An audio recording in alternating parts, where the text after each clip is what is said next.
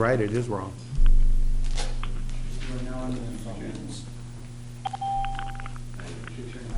Who joined us? Tom Radcliffe. I'm sorry? Hi, Tom. Hey.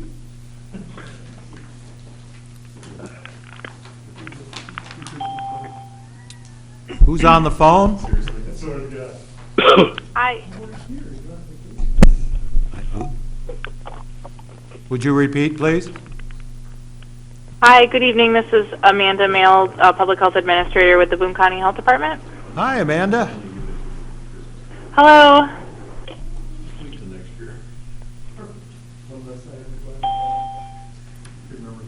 Hello, who's on the phone? Marcia Freeman. Hi, Marcia Freeman. Alderman Porter. Alderman Porter's joined us.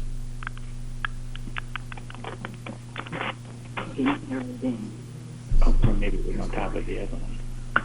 I think they could maybe the same time. We'll give it another minute or so.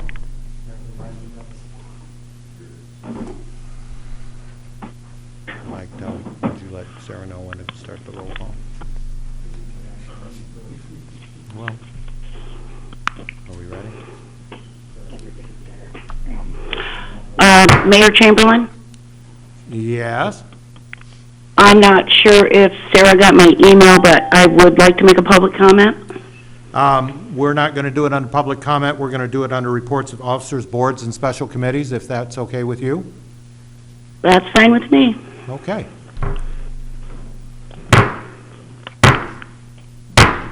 I call the May 11th, 2020 City Council Committee of the Whole to order. The clerk will call the roll. Arevalo? Here. Brereton? Here. Frank? Here. Freeman? Here, McGee? Here. Porter? Here. Radcliffe? Here. Snow? Here. Stevens? Here. 9 in participation. Thank you. Under public comment this evening, we have none, but Alderman Freeman has asked to make a statement, so we will do that under reports of officers, boards, and special committees. There is no public forum, so Marcia, you have the floor. thank you. So regarding the seat in Ward 4 vacated by Alderman Crawford effective May 6, 2020, that Mayor Chamberlain is attempting to fill on tonight's agenda. It has come to my and many others' attention that the seat may have been occupied by Alderman Crawford for a minimum of 30 days after the sale of his former residence in Ward 4 and his permanent relocation to the state of Arizona. If these rumored allegations are proven true, it deems Alderman Crawford in violation of the residency requirement statute as he continued to vote on behalf of Ward 4 Belvedere constituents when he had permanently moved out of the ward. As a fellow alderman and representative of the City of Belvedere taxpayers, I have the utmost respect for a man I personally deemed ethical. However, if Alderman Crawford did in fact continue to cast votes for multiple weeks using the current teleconferencing meetings as a way to hide his location, I have no alternative but to call into question the legitimacy of said votes. By virtue of the fact that Belvedere residents, including myself, are not clear on Alderman Crawford's residency status during the time frame between March 18th and May 6, 2020, invokes the need for further investigation by the city attorney, including a public disclosure as to Alderman Crawford's temporary address during the stated time frame after the sale of his residence in Ward 4 at 301 Bear Dusk Way. I ask that it be put on an upcoming agenda for discussion once Attorney Drella has some answers. I feel under the current circumstances it would be inappropriate to consider filling the seat vacated until the situation concerning the vacancy has been resolved. Thank you. Attorney Drella, would you care to comment? forgot I have to hold this button down. As far as investigatory mechanism, my role as city attorney is not investigatory in nature, nor do I believe it really appropriate to ask the city attorney, who represents the entire city and acts on behalf of the city council, to investigate one of its members or one of its former members. I don't believe that's an appropriate role for your city attorney. That being said, even if I were to conduct an investigation, I don't even know where I'd start with that, because quite frankly, again, as I've talked to a couple of the aldermen that called me last week, I don't know. It's not like I keep track of where you all live or what you're doing from time to time when you're not here in the city council chambers. I don't know personally where Alderman Crawford was living up until the point of his resignation. It would be easy enough to check the county's records, although you can't walk in right now because I tried to do that today, pull a different deed. But it'd be easy enough at some point in the future to be able to pull a deed to find out when the sale of his residence closed. However, we don't know if he may have been living in a different residence within the ward. I don't know that. The only way to know that would be, quite frankly, to conduct a deposition of some kind, but him being in Arizona at this point, I don't know if the council wants to pay me to Arizona to conduct a deposition.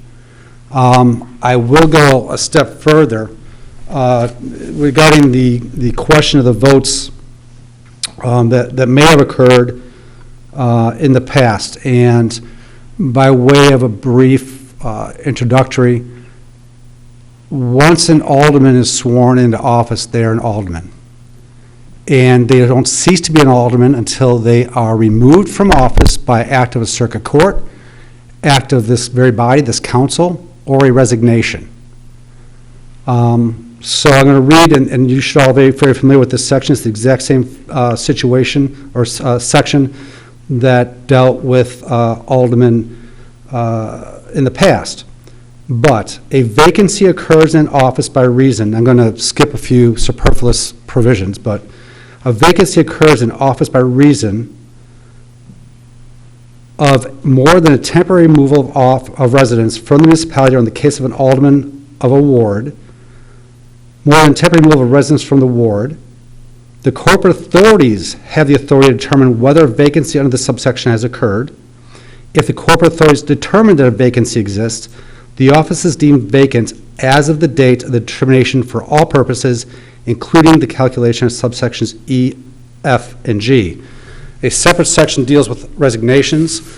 That section also declares that the office is vacant upon the resignation of the elected official. So where it puts this body in the position of, even if you were to determine that Alderman Crawford had vacated his residence, any votes that occurred prior to his resignation would still be valid, because this body had not deemed it vacated yet.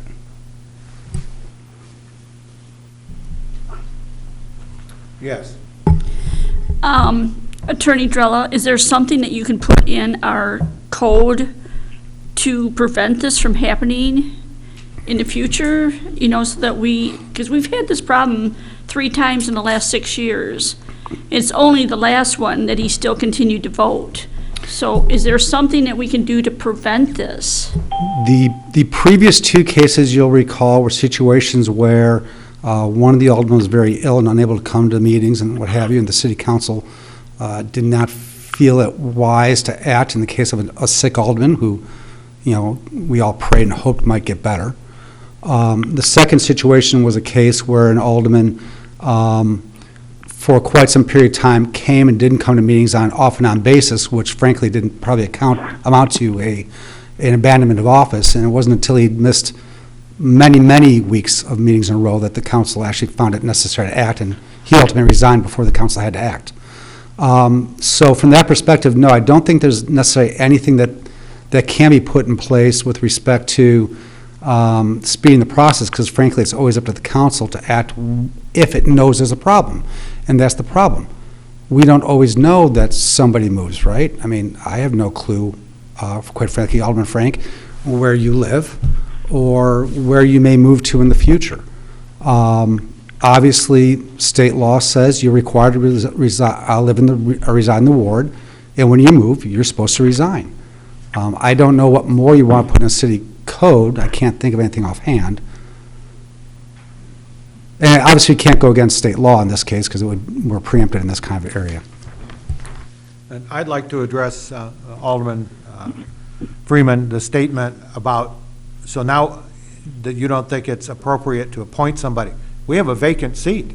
It's absolutely appropriate to appoint somebody to that seat. That's why you go out and find quality people to appoint to a seat. So I think that's irrelevant. Having a council that's not a full council is not an equal council. And so, I don't think that that's an appropriate statement.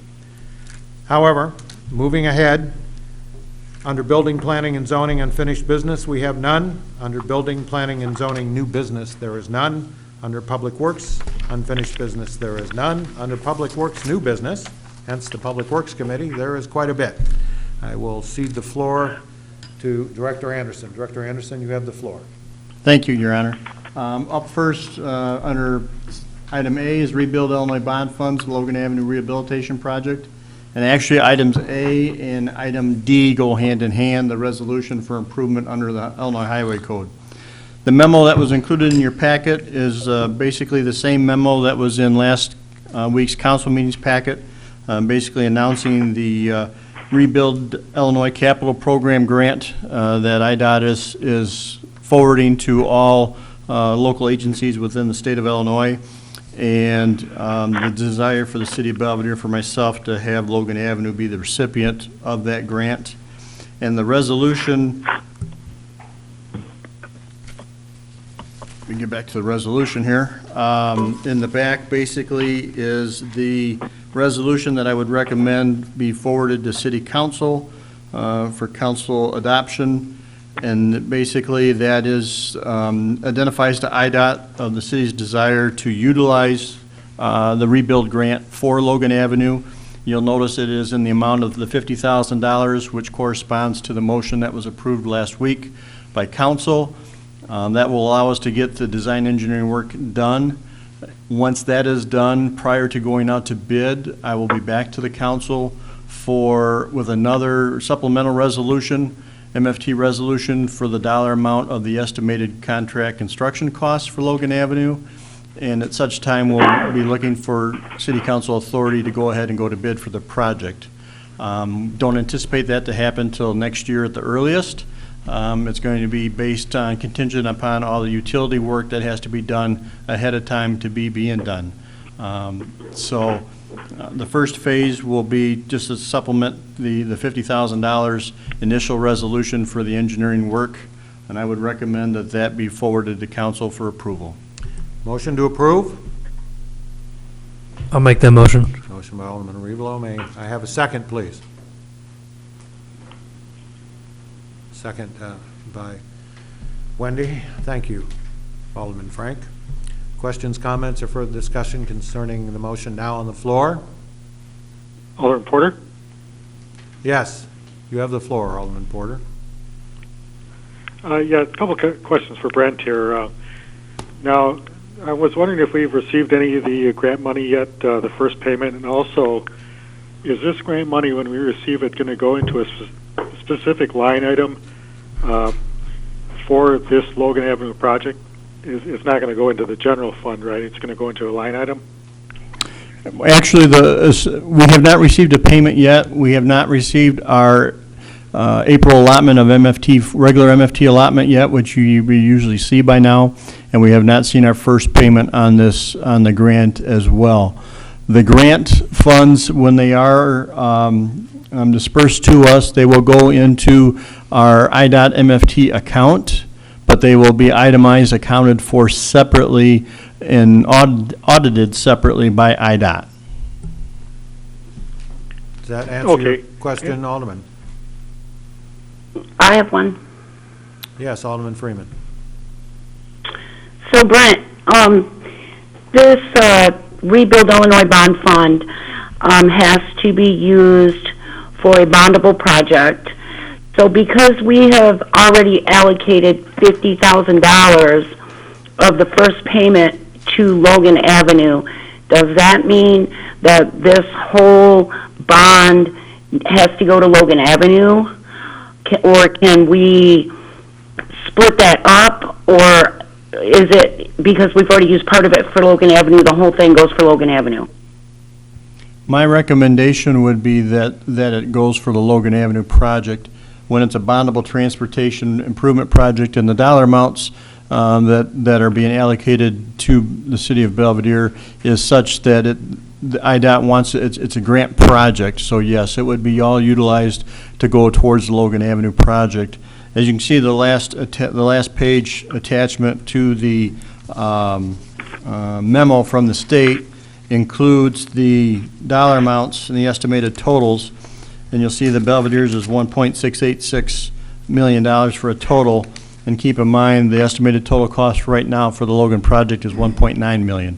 So we will still have to utilize some of our local monies to make up that difference, or our local MFT allotment. We'll have to have funds other than the grant funds to pay for it. Any other questions? Alderman Freeman. No, I'm good. Hearing none, all those in favor of approval, motion now on the floor, signify by saying aye. Aye. Aye. Opposed? Motion is passed.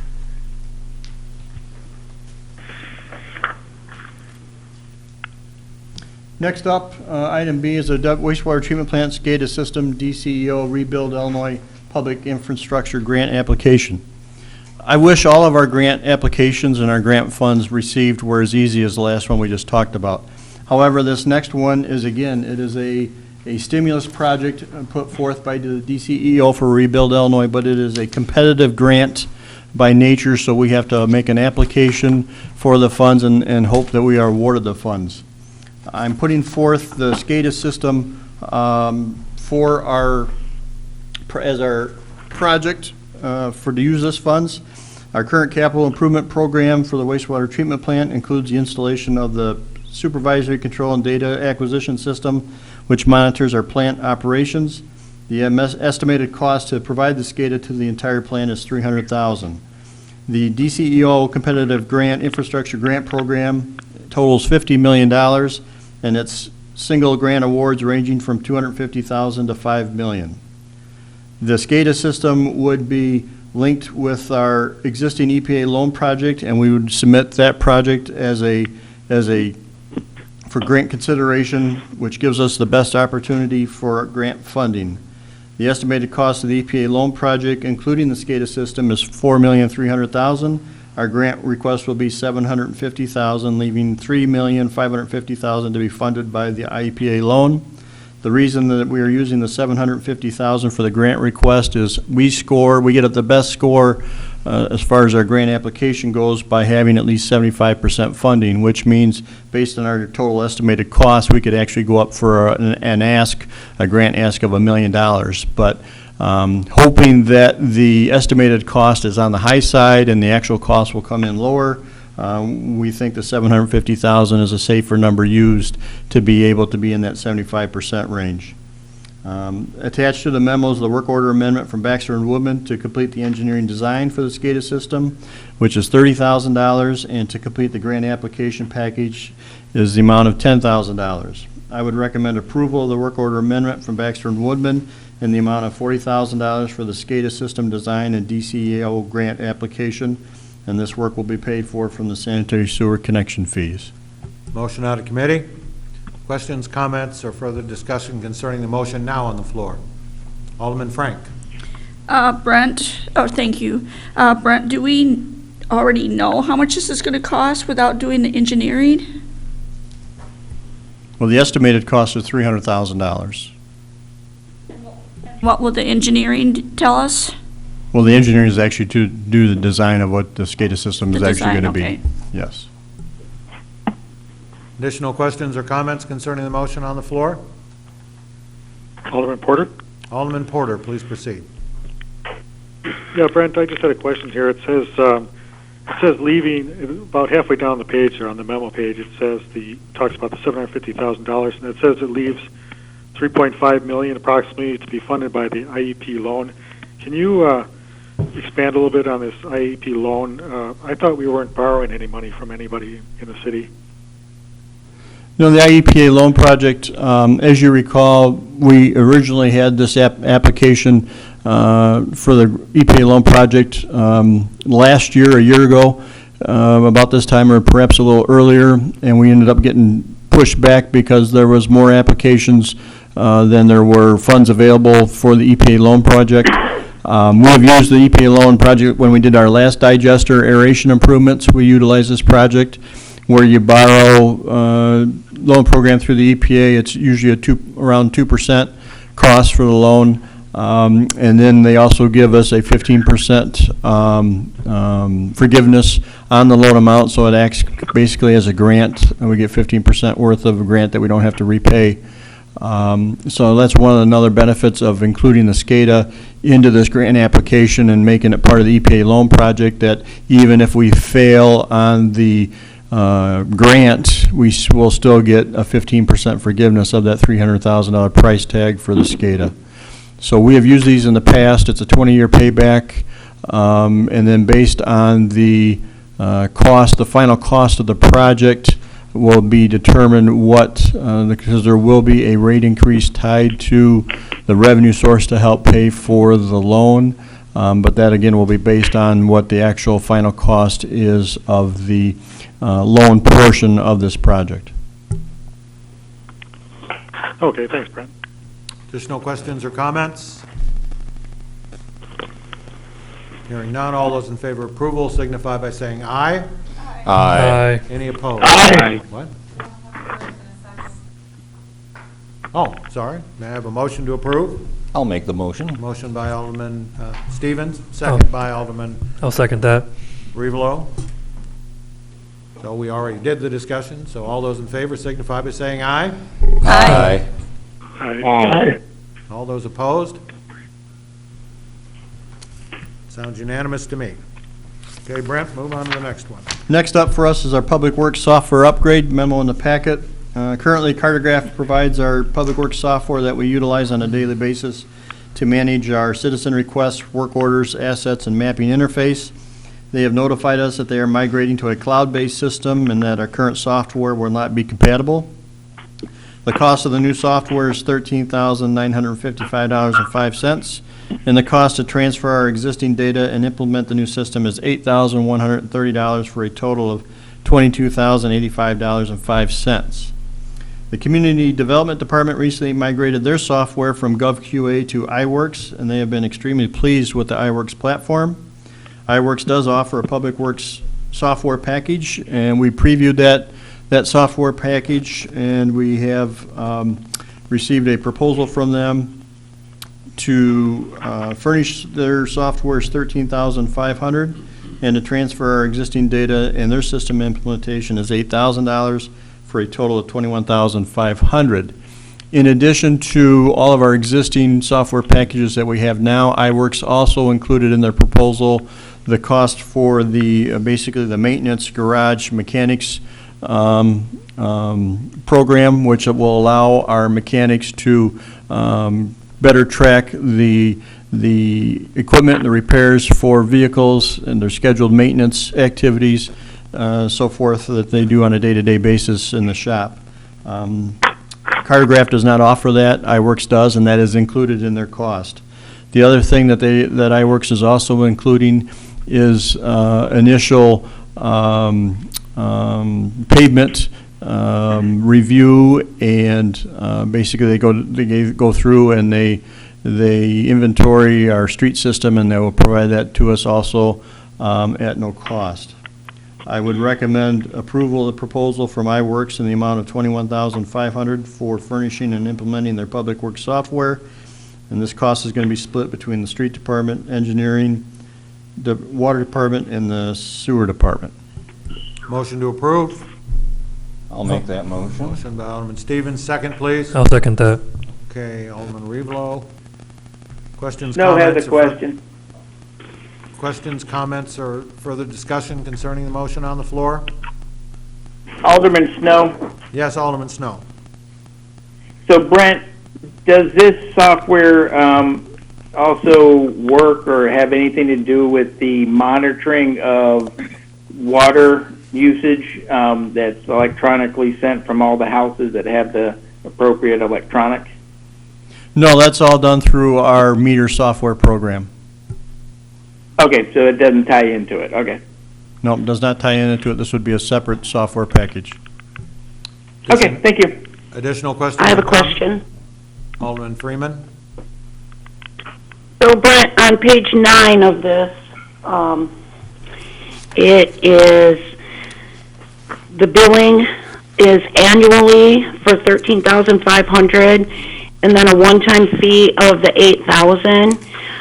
And then flip to page 10, there are additional annual fees here, services for additional services. So what, 13, 16, 17, we're talking $18,000. Oh, they've discontinued the additional fees. So it is just $13,500 annually, right? Yes, that's one of the big differences between iWorks and Cartograph also. Their fee, once it's established, remains the same. That does not increase, where Cartograph's every year there's an increase in cost. So that's another benefit of the iWorks system. As you pointed out, there's some additional services that weren't included. I will probably be looking to go to the iWorks stormwater package at some time in the future. That cost us $3,500, and that price has been locked in for 18 months. So probably not this next budget year, but the following budget year, I will be including that in the budgetary process to add the stormwater package to this system. Additional So the questions? cost of this is probably going to go up to $18,000 in the next couple of years. Yeah, it'd be 17,000, and then depending on storage space. So, yeah, it's going to be in the 17 to 20, and we divide that up between the between general fund, water, and sewer. And the general fund, we actually split between street and engineering as well. So, it's spread out amongst all of our departments that utilize the software.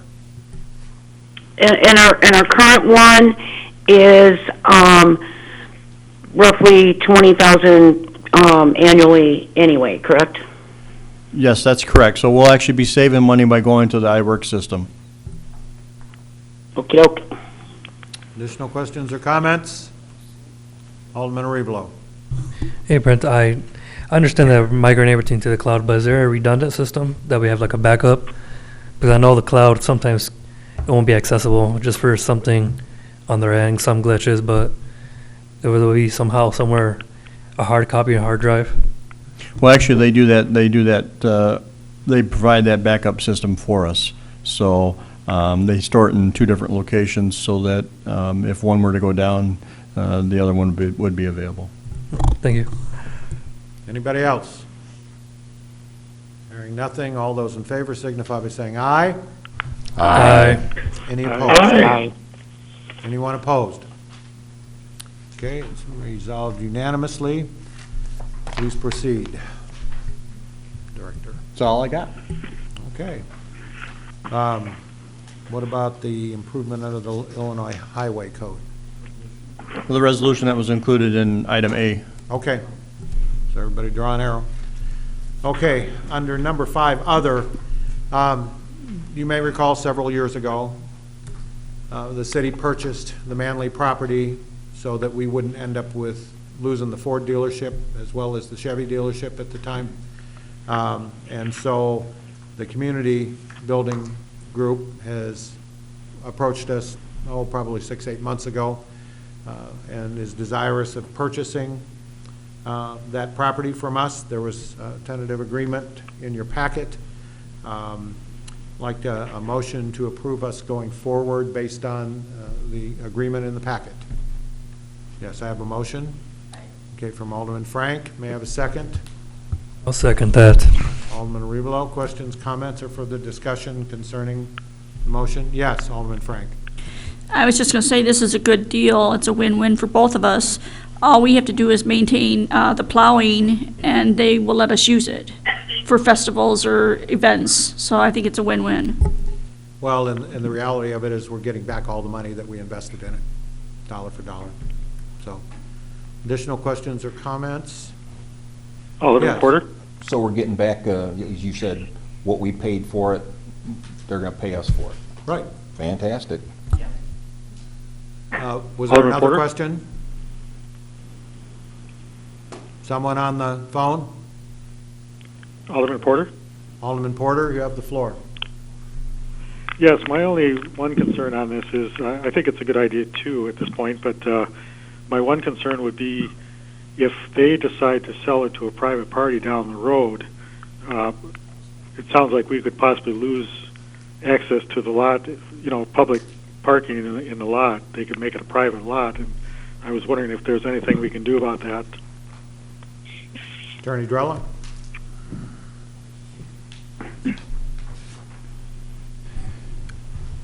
We did have that conversation, and originally we perceived that to be a possibility. However, you'll notice along with the contract for sale in your packet was also an easement across the property by which the grantor at that point would be the community building complex, would grant the city a perpetual easement to use the property for free public parking and city-sponsored approved events. So at least theoretically, we'd have that right to use it for parking in perpetuity. That being said, I have a feeling that a council at that point, if somebody came in with a spectacular multi-use development, might want to see that go forward rather than just preserve for parking when we have other parking in the area. But the simple sale of the lot does not necessarily mean we can't use it for parking anymore. Does that answer your question, Alderman? Well, I couldn't quite hear all he was saying, but it sounds like it does. Well, in a nutshell, he said we're granted a permanent easement to use that for parking and public events. And in the event, at the time of the sale, if somebody came to us and came to the council at that time and had some kind of fantastic development, we might well consider that it was of more value to us than keeping the easement. So we'd have that choice. Okay, thanks. Additional questions or comments concerning the motion on the floor?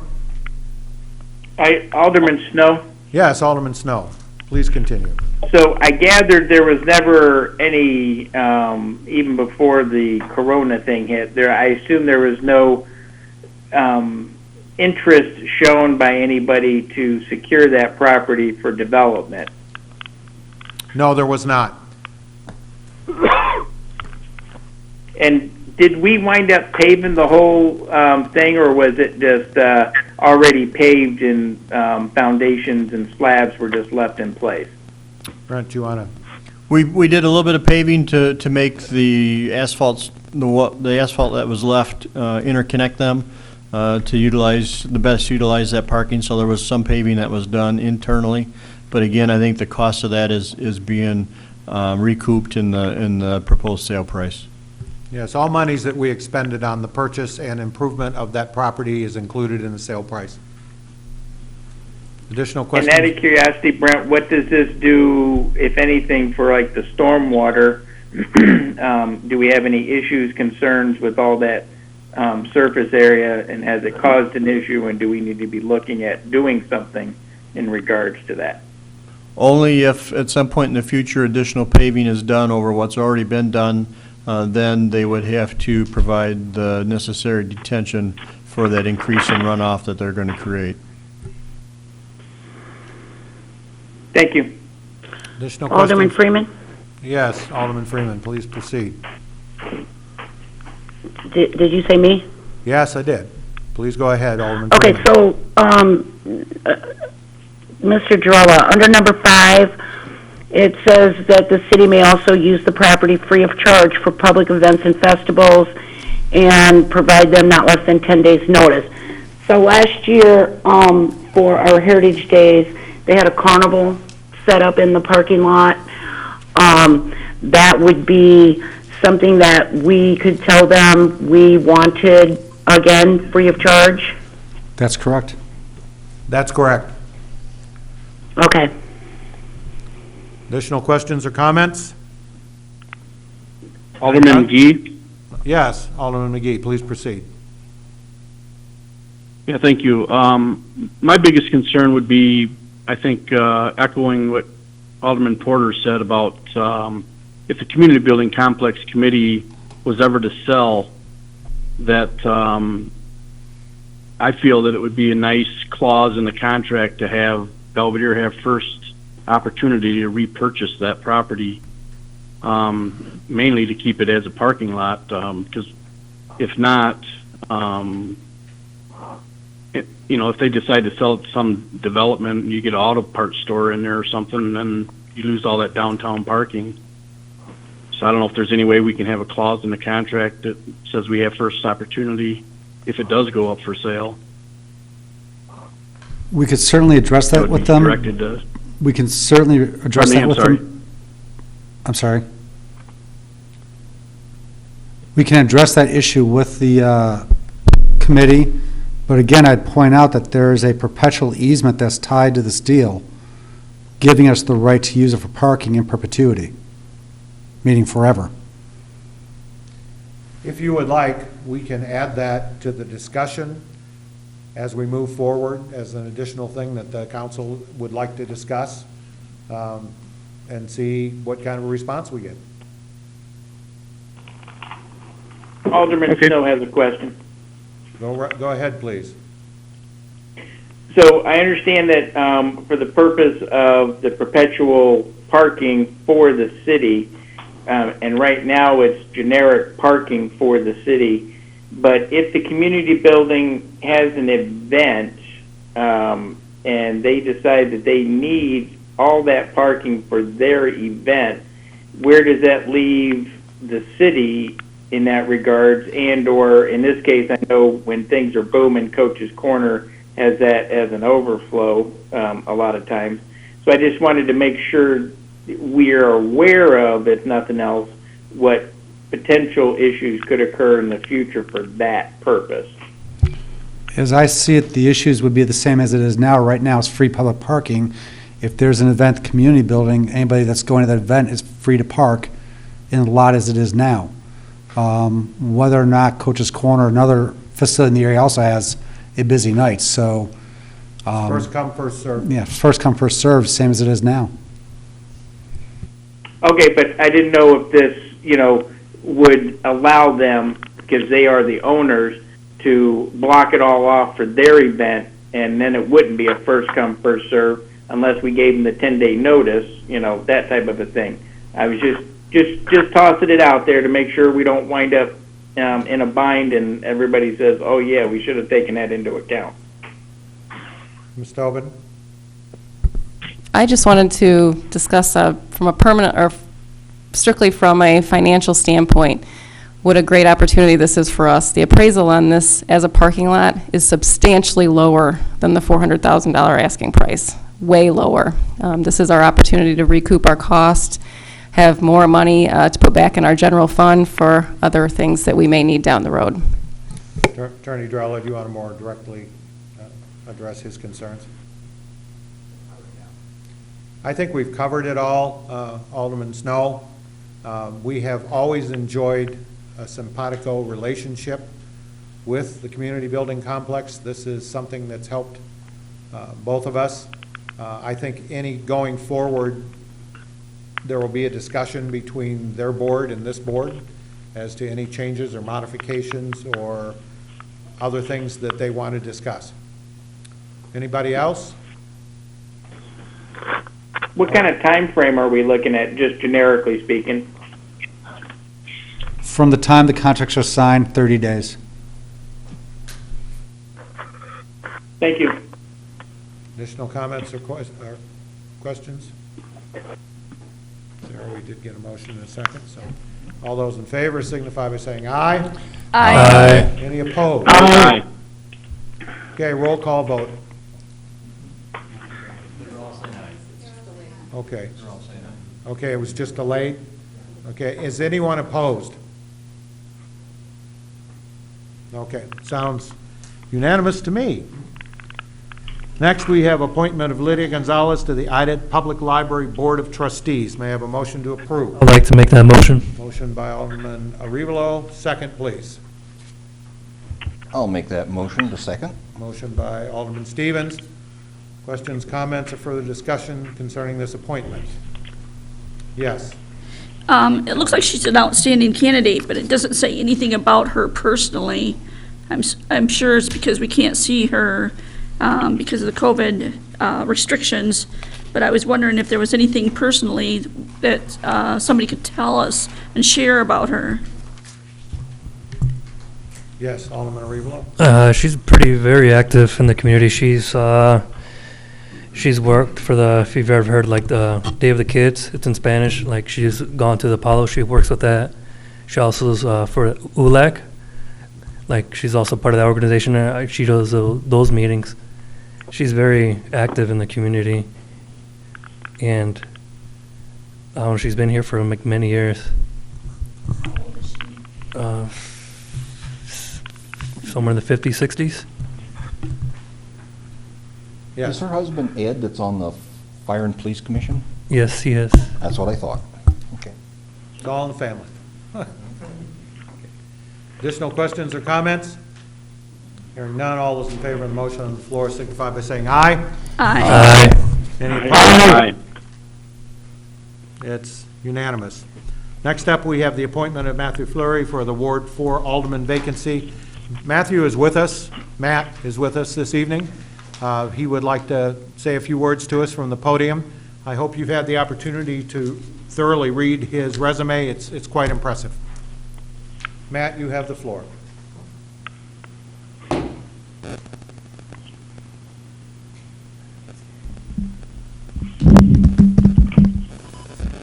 Good evening. As the mayor said, my name is Matt Flurry. Just a little brief history about myself. My family moved here to Boone County in 1978.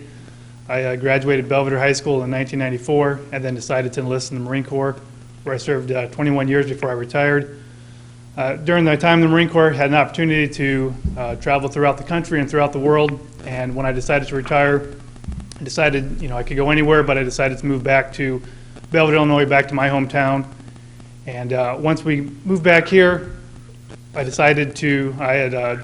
secured a job at the Lowe's Distribution Center, and then decided that to further my career, I wanted to go back to school and earn my master's degree and become a teacher. And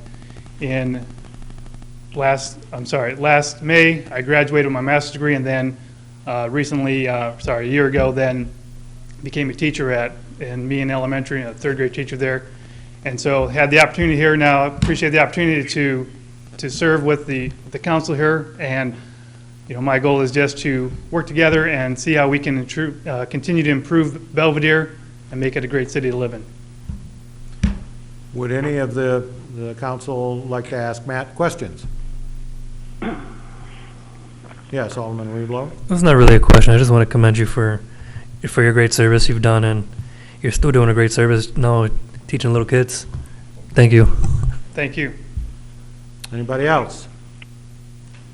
Yes, Alderman Stevens. The last time we asked for general people to weigh in whether they wanted to go or not. And like I said, this is the first time I've heard of this.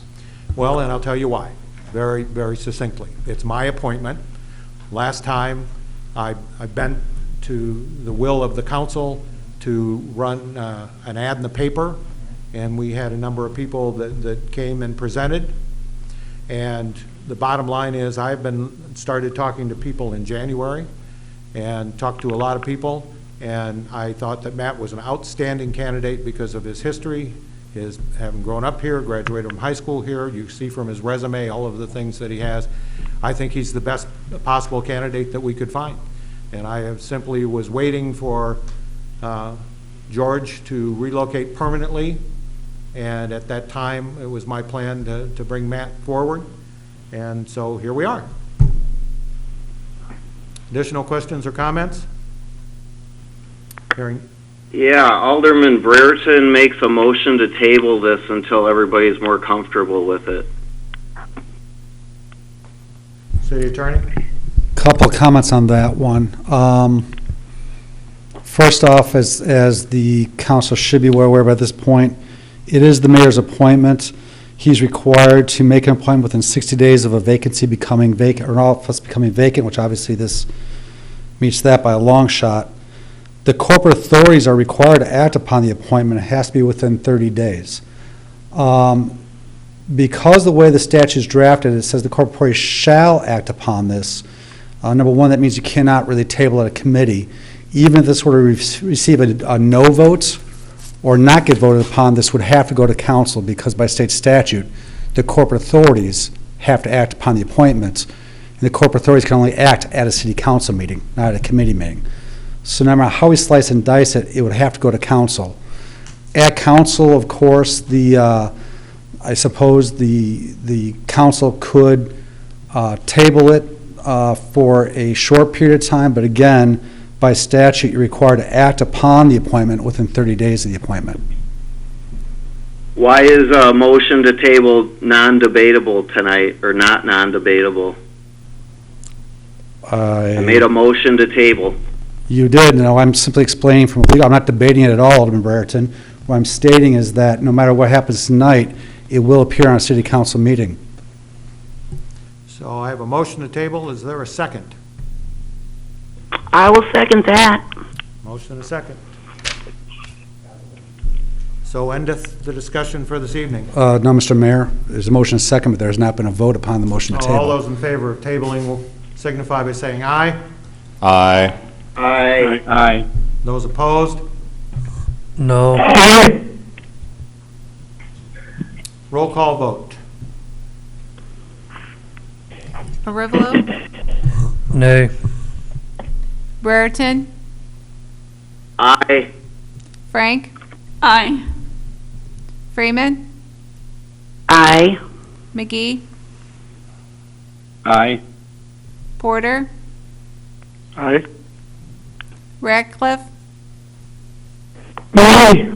Snow, Nay. Stevens. Aye. And so it is tabled. It will come back, and I will inform you of the date and time. Thanks for coming tonight, Matt. Thank you. Okay. Excuse me? You know, we can hear you. The mic's open. Next up, we have a discussion on video gaming fees.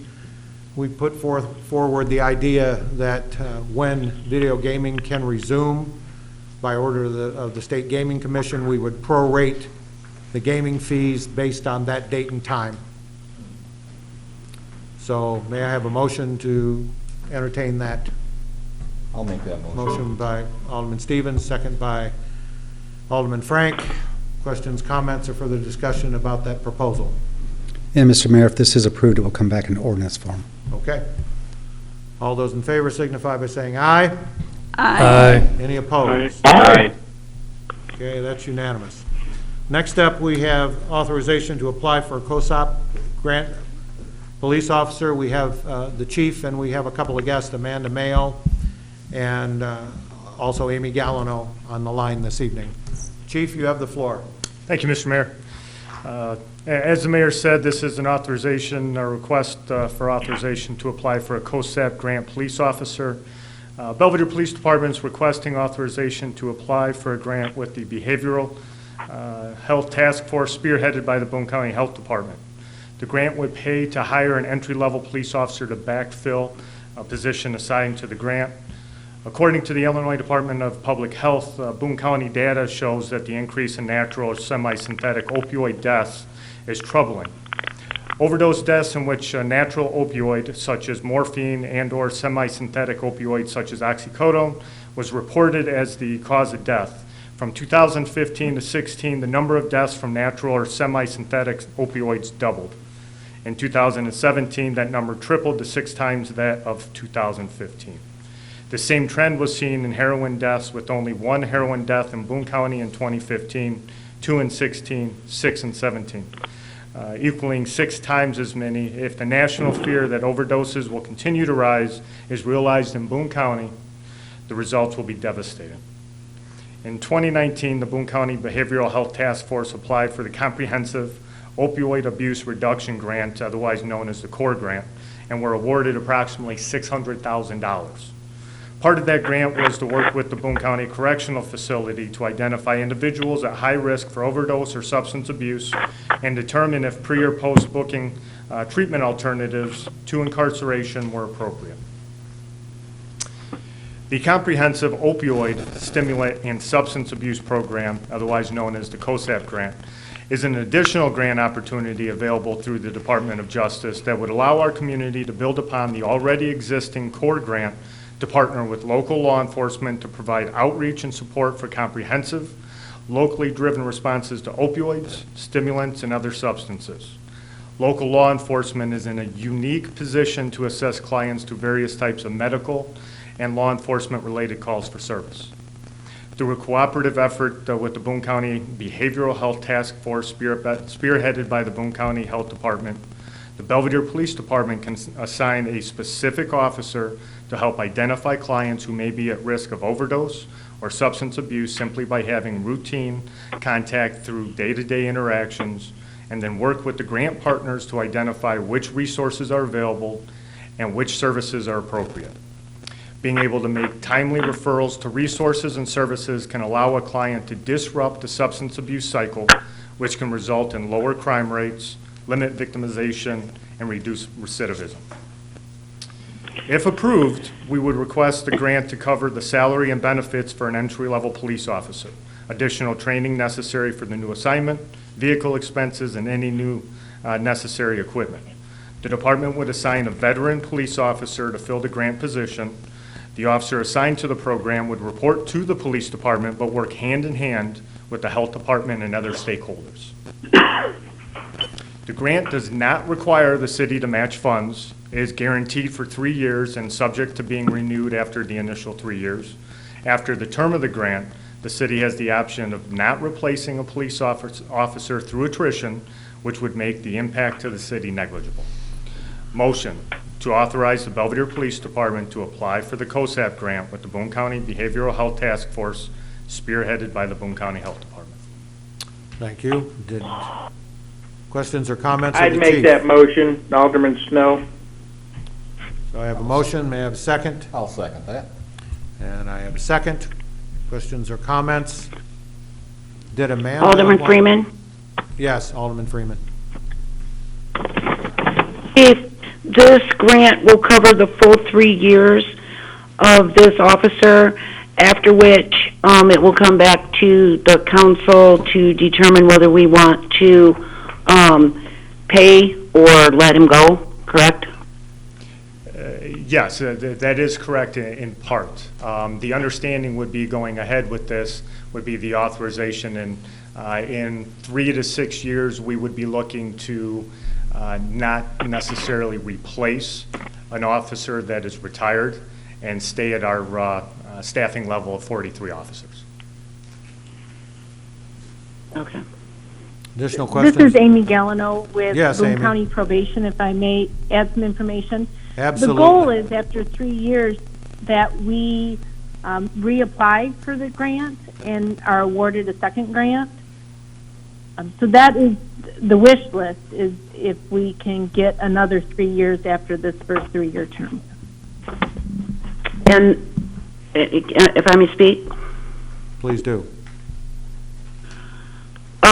So if we have an officer that leaves the force for any reason, this one would already be trained and be able to step up and take their place, and then we would end up replacing him also through the grant? Is that how it would work? If I'm understanding your question, let me just reiterate and let me know if I need to explain further.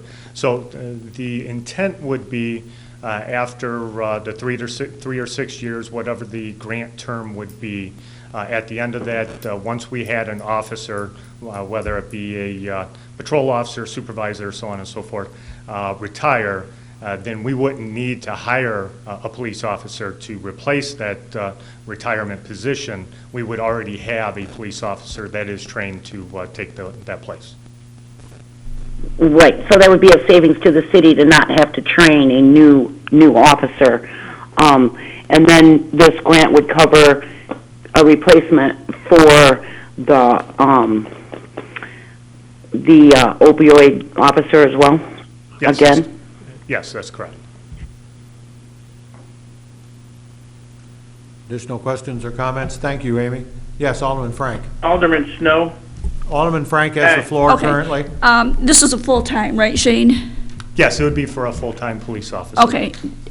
Is he going to be that busy with this opioid? That's actually a great question. The vision for this particular position would be, as far as the grant purposes, to be dealing with the substance abuse issues that Belvedere currently deals with.